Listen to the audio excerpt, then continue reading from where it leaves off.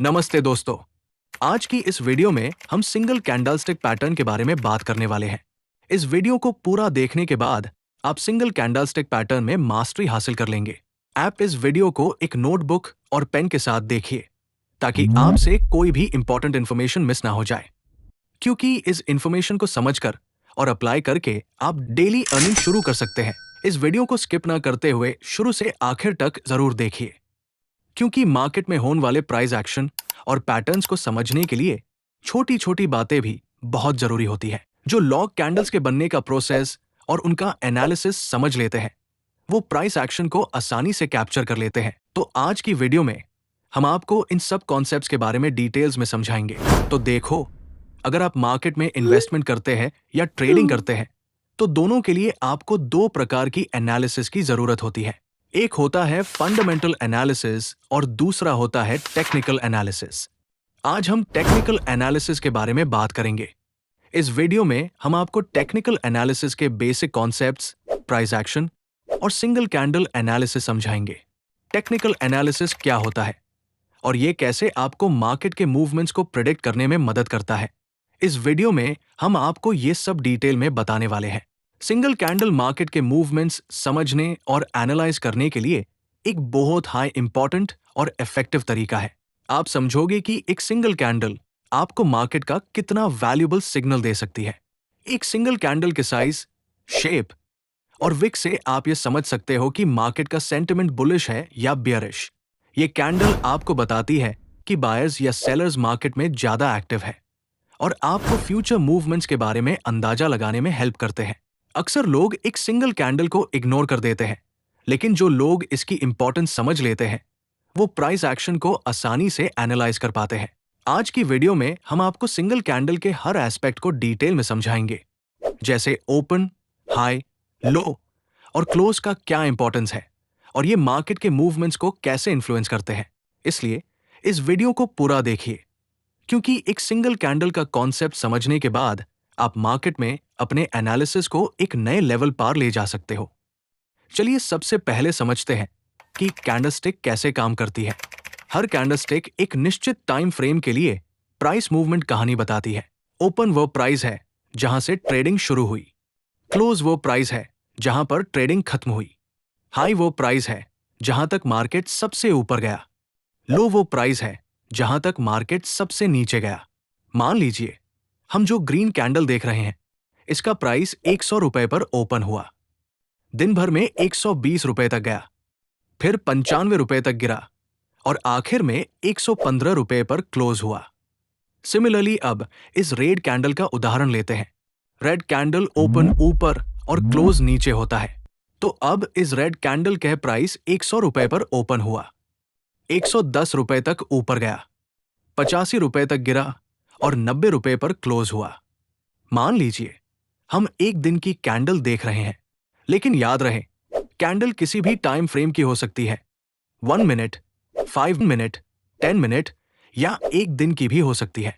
आप अपने demat account में जाकर अपने ट्रेडिंग प्लेटफॉर्म पर इजीली टाइम फ्रेम चेंज कर सकते हैं। एक तो जो बीच में ग्रीन कलर होता है, इसे हम बॉडी बोलते हैं। ऊपर जो आपको दिख रहा है, उसे आप शैडो बोलो या फिर विक बोलो, दोनों ही सेम है। हो सकता है ऐसी बहुत सारी कैंडल्स हो जिसमें आपको विक बहुत लंबी दिखे या फिर विक दिखे ही ना। तो ये क्या होता है, अब धीरे धीरे हम इसे समझेंगे।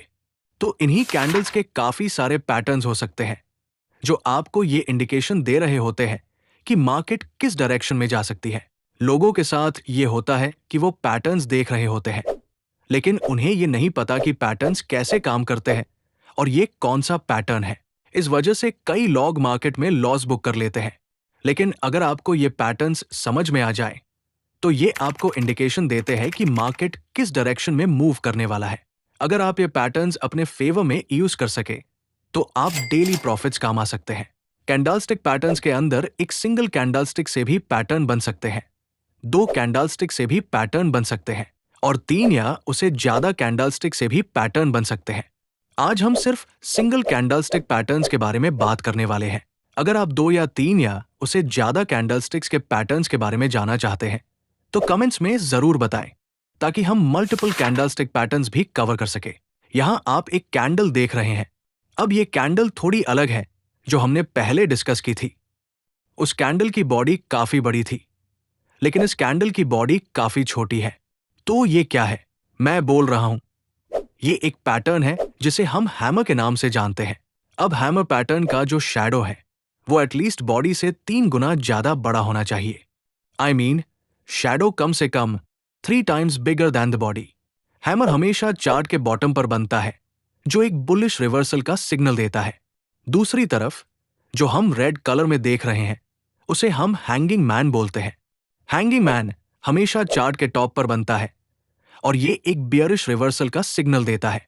इस पूरे वीडियो का एक की पॉइंट जो आपको याद रखना है वो ये है, बुलिश पैटर्न्स हमेशा चार्ट के बॉटम या नीचे बनते हैं और इनका पर्पस होता है ट्रेंड रिवर्सल का सिग्नल देना, जो प्राइस को ऊपर की तरफ ले जा सकता है। कुछ कॉमन सिंगल बुलिश पैटर्न्स का नाम: hammer, inverted hammer, dragon fly doji.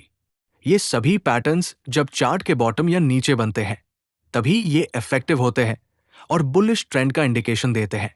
Similarly bearish patterns जैसे hanging man, shooting star, gravestone doji, ये सब चार्ट के टॉप या फिर ऊपर बनने चाहिए।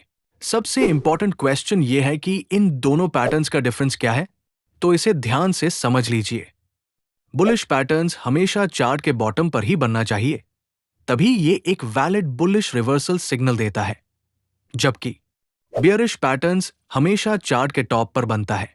और इन सब कैंडलस्टिक पैटर्न्स के साथ एक चीज का ध्यान रखना बहुत जरूरी है, और वो है ट्रेंड्स। मार्केट में 3 तरह के ट्रेंड होते हैं। अप ट्रेंड, जब मार्केट की प्राइस लगातार ऊपर की तरफ जा रही होती है। डाउन ट्रेंड, जब मार्केट की प्राइस लगातार नीचे की तरफ गिरती रहती है। साइडवेज ट्रेंड, जब मार्केट ना ज्यादा ऊपर जाता है और ना ही ज्यादा नीचे, बस एक फिक्स्ड रेंज के अंदर रहता है। ये चार्ट के बॉटम पर है, राइट? जब मार्केट डाउन ट्रेंड में हो और चार्ट के बॉटम पर एक स्पेसिफिक पैटर्न नजर आए तो ये अक्सर बुलिश पैटर्न होता है, जो मार्केट में एक स्ट्रॉन्ग ट्रेंड रिवर्सल का क्लियर सिग्नल दे सकता है। ये चार्ट के टॉप पर है, राइट? जब मार्केट अप ट्रेंड में हो और चार्ट के टॉप पर एक स्पेसिफिक पैटर्न नजर आए तो ये अक्सर बियरिश पैटर्न होता है, जो मार्केट में एक स्ट्रॉन्ग ट्रेंड रिवर्सल का क्लियर सिग्नल दे सकता है।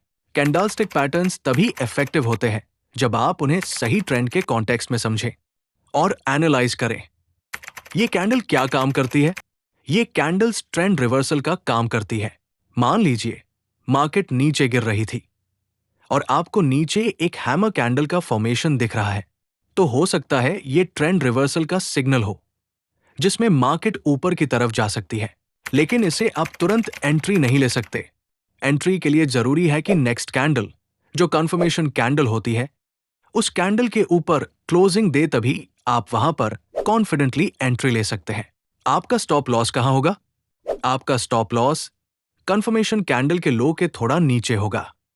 सिमिलरली, मान लीजिए मार्केट ऊपर जा रही थी और आपको ऊपर एक हैंगिंग मैन कैंडल का फॉर्मेशन दिख रहा है, तो हो सकता है ये ट्रेंड रिवर्सल का सिग्नल हो, जिसमें मार्केट नीचे की तरफ जा सकती है। लेकिन इसे आप तुरंत एंट्री नहीं ले सकते।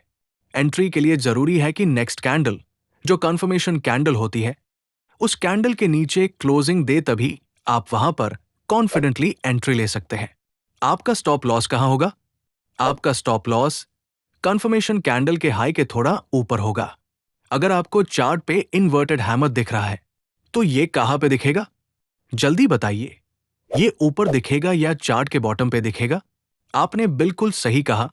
अगर ये बुलिश कैंडलस्टिक पैटर्न है तो ये हमेशा चार्ट के बॉटम पे ही दिखेगा। जब इन्वर्टेड हैमर बॉटम पे बनता है तो इसका मतलब है कि ये बुलिश रिवर्सल सिग्नल हो सकता है और ये ट्रेंड को ऊपर की तरफ ले जा सकता है।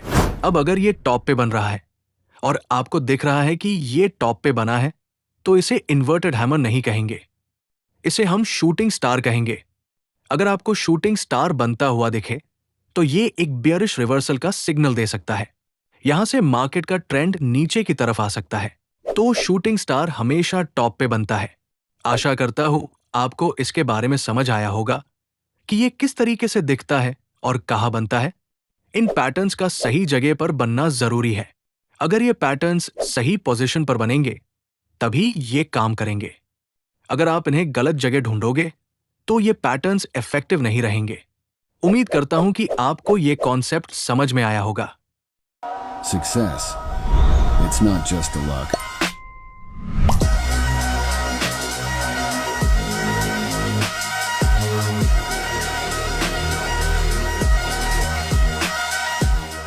Thank you so much, guys, and Jai Hind.